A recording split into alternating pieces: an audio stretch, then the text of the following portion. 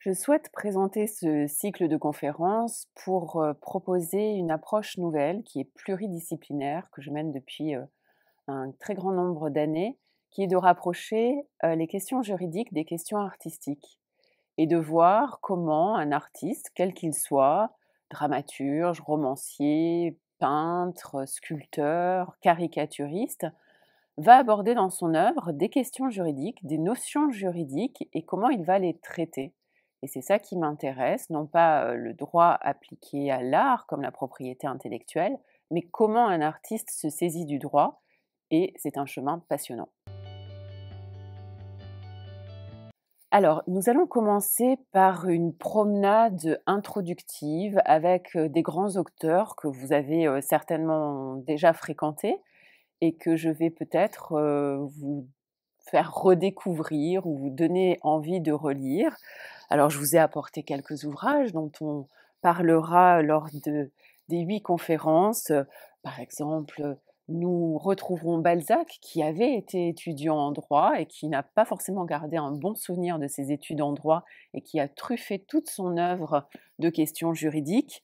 Hugo, évidemment. Alors là, L'homme qui rit, un roman qui me tient beaucoup à cœur, mais avec beaucoup d'autres ouvrages qui abordent des questions très importantes pour les juristes, comme les conditions de détention, la question de la peine de mort, et la question de la démocratie, évidemment, puisque Hugo était un homme politique autant qu'un grand auteur. Anatole France, un auteur oublié aujourd'hui, dans ce célèbre roman Les dieux ont soif, lui aussi s'intéresse énormément aux questions de justice, de procès équitable, lui aussi de conditions de détention. Donc on commencera par une promenade avec des grands auteurs que vous connaissez et puis on continuera dans les séances suivantes par des thématiques spécifiques, comme par exemple les écrivains qui ont été chroniqueurs judiciaires. Alors, il y a parmi eux Colette, vous ne le savez peut-être pas, qui a été chroniqueuse judiciaire. Il y a André Gide avec ses célèbres souvenirs de la cour d'assises. C'est un petit livre que je conseille très souvent aux étudiants qui commencent le droit pour rentrer à travers un récit qui est quasiment littéraire dans ce qui est vraiment au cœur de la justice pratique. Jean Giono, évidemment aussi, les notes sur l'affaire Dominici, comment un auteur va être s'impliquer dans un procès de cour d'assises et lire cet événement particulier qui est un procès d'assises. Et puis on continuera avec d'autres auteurs sur d'autres thématiques. Camus, là je vous montre La Chute, mais dans de nombreux ouvrages, Camus a abordé les questions de justice et de liberté qui sont vraiment au cœur de son œuvre, et évidemment la question aussi de l'abolition de la peine de mort. Nous continuerons avec Kafka, le procès que tout le monde connaît ou croit connaître. Finalement, pas tant de gens que ça l'ont lu jusqu'au bout. C'est une œuvre exigeante.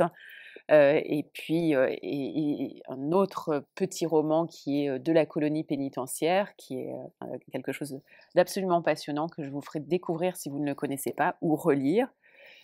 Et puis, comme je suis spécialiste de théâtre et de spectacle vivant, nous aborderons aussi le droit traité par les dramaturges.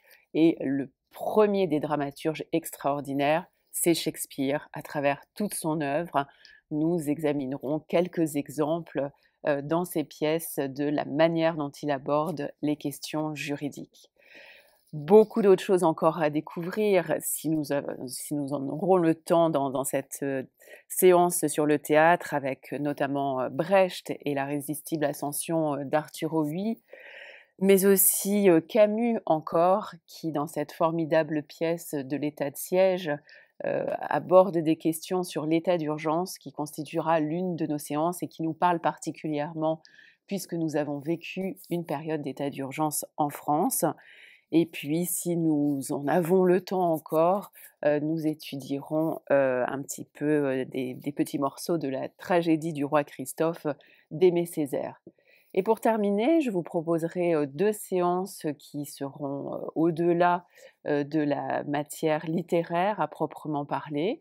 Je vous parlerai du caricaturiste Daumier qui, à travers son art, du dessin, aborde aussi des questions juridiques et nous terminerons en beauté par de l'opéra, avec, un certain nombre, d'extraits, d'œuvres, pour aborder la question de la détention en prison et des conditions carcérales qui sont abordées dans un très grand nombre d'opéras et qui concernent donc la matière juridique.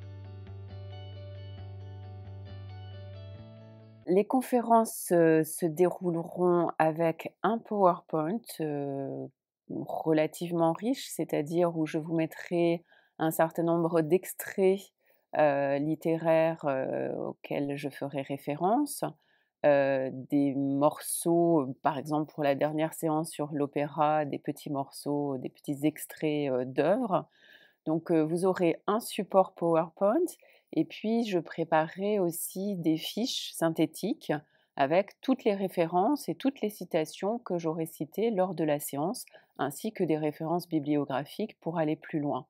Et puis, tout au cours de l'année, j'espère que tous les théâtres, et les expositions seront accessibles. Je vous donnerai aussi, quelques conseils, d'exposition et de pièces à aller voir et pourquoi pas, nous pourrons aller en voir ensemble, si, cela, vous agrée.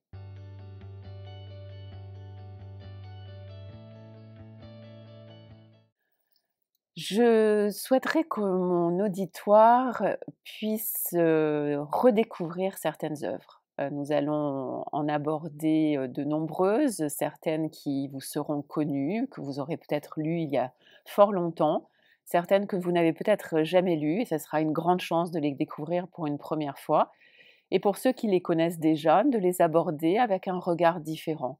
Donc, ce qui m'importe, c'est que ces séances vous donnent envie de lire, de relire et puis aussi beaucoup d'aller au théâtre.